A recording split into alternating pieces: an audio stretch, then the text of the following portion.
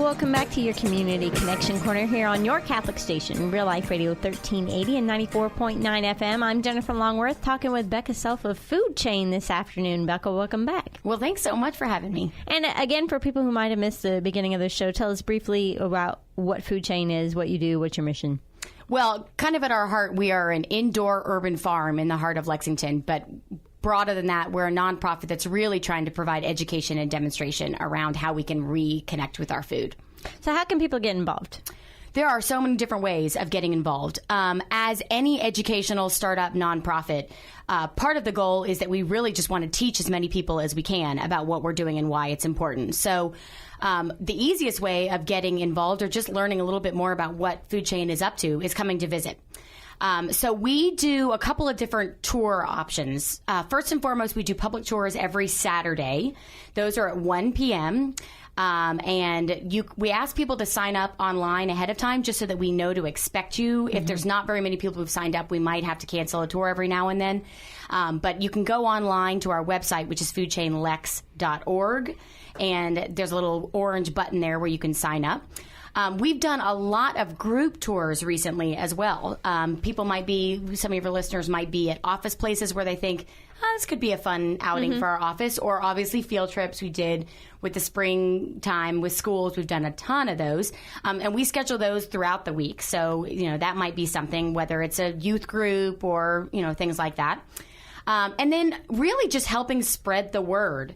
One of the big opportunities that Food Chain has for volunteers is helping us to what we lovingly call table. So setting up tables at little expos or fairs or educational opportunities where Food Chain is invited to go and set up a little table with materials and pictures and things like that, and just talk to the public. Without question, it's more exciting to talk about Food Chain when you're in our space because it's so much easier to understand. Right. But sometimes that's hard to get people actually in your door. So those opportunities of going out and talking to the public and really helping us spread the message. We are on every social media platform, I think, out there. So even Google Plus. Actually, we are on Google Plus, believe it or not. The chair of our board is really into Google Plus, so we're there as well. But Facebook, Twitter, Instagram, all of those sorts of things. So, just liking us, favoriting us, all of those different appropriate verbs there. And that just helps us spread the message. When your friends and your network sees that that's something that you're following, then that, they wonder, what is this Food Chain? So that helps us spread the word as well. One of the questions we get a lot of times is people, wanting to know if they can volunteer from a agricultural standpoint. Do we need help harvesting or do we need help planting? One of the great benefits of doing indoor aquaponics is that it doesn't require the same amount of labor as outdoors. Nice. Yeah. So, it's one of these funny situations where people, particularly with gardening, people think, I can get my sorority group together and we can go and many hands make light work. We can move mulch and we can weed and all those kinds of... Well, we don't have those tasks. Right. There is no weeding in an indoor aquaponic system, and we don't have any soil, so we don't have to do amendments. So, it's a funny kind of thing to have to say to people, we love that you want to get involved, but we don't have a whole lot of work from an agricultural get down and dirty standpoint. Now, having said that, we definitely still have some less than glamorous tasks that we are always looking for assistance with. We do a lot of cleaning. We do a lot of space repair. We're always looking for people who are handy from a construction standpoint. I was talking in the earlier segment about the fact that we built this new hatchery and nursery this past year.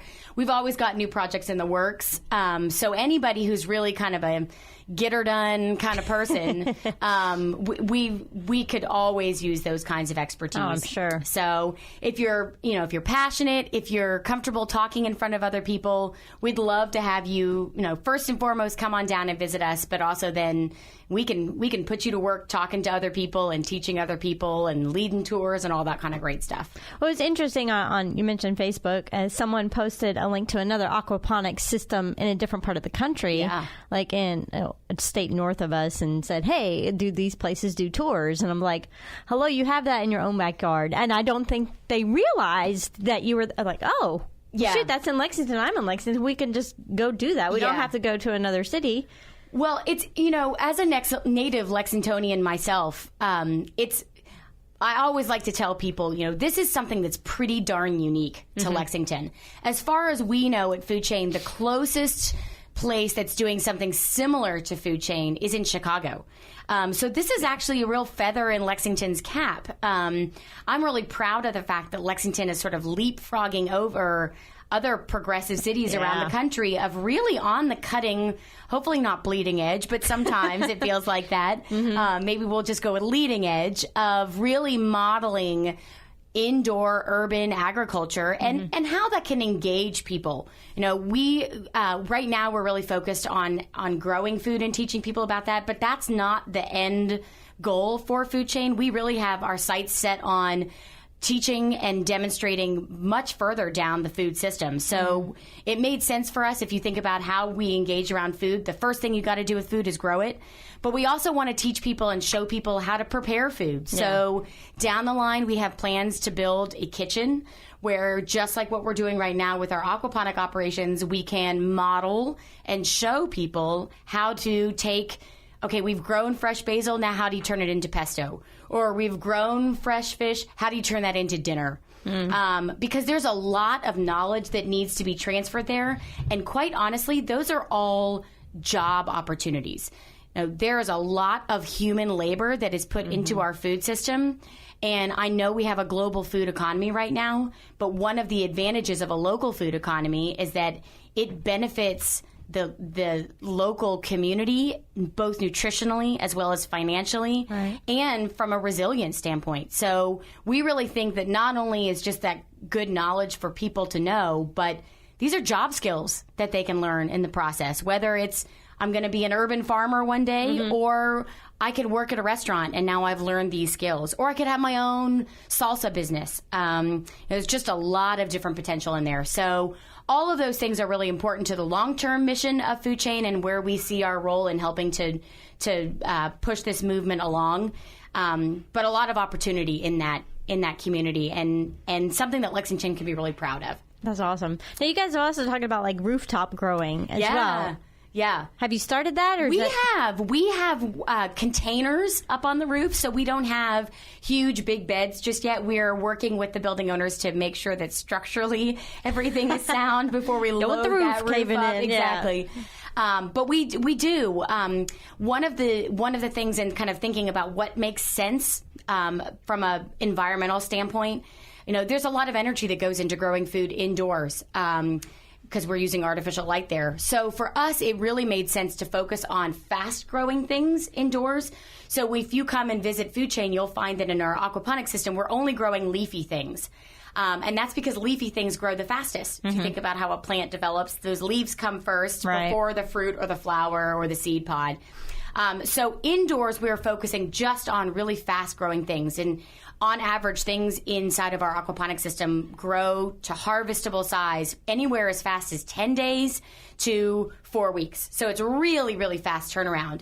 But on the rooftop where sunlight is free, that's where we can focus our efforts on fruiting things or flowering things. So we've got some peas growing up there right now. We've got some tomatoes growing up there. So anything that's going to take more time and therefore needs more energy, it's just more environmentally and cost effective to grow it on the roof. So we've got some stuff going up there. And actually down the line, and I hope we're not too far out from this, we've done some early testing. We also have plans to grow down.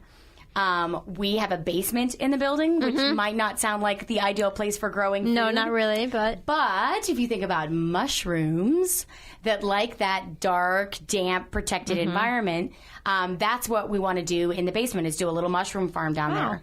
And again, looking at the resources that we have at our disposal, the spent grain, which is the waste product coming from the brewery, happens to be a really nutrient-rich bed for growing mushroom spores.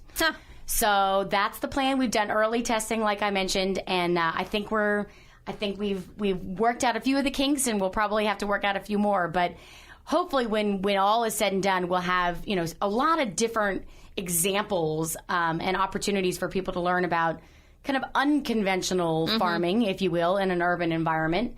But then also kind of going further down the line of processing those fresh ingredients, and even more ingredients, just what we're growing, but some of the great products that are grown in wonderful farmland all around us. Right. We have the opportunity of having a lot of consumers or eaters at easy access to food chains. So for us, if we can help facilitate the consumption of those great fresh products grown nearby by turning them into healthy meals or turning them into healthy processed foods right here in the heart of downtown, then all the better. We can help those farmers at the same time as we're helping these urban eaters.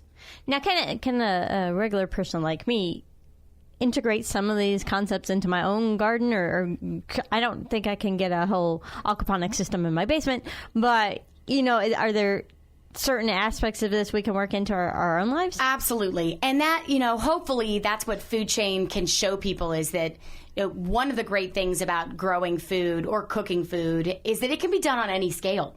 Right? Just like a restaurant cooks on a much different scale than a home chef, it's still the same basic tenets. And the same thing goes with the production side as well, the farming side. We have, if you come and visit Food Chain's aquaponic operations, we have, our main system is a big 7,000 gallon, you might say kind of on the tip of a commercial size system. But we also have a 5-gallon system that you could set up in your kitchen. Or a 100-gallon system that we've actually built in a couple of classrooms around town. Oh, cool. You could put it in your garage. You could put it in your home basement.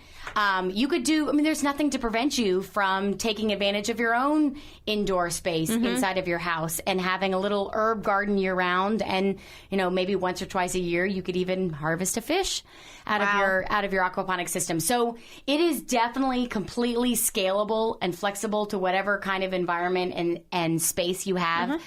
You could have these in a church basement.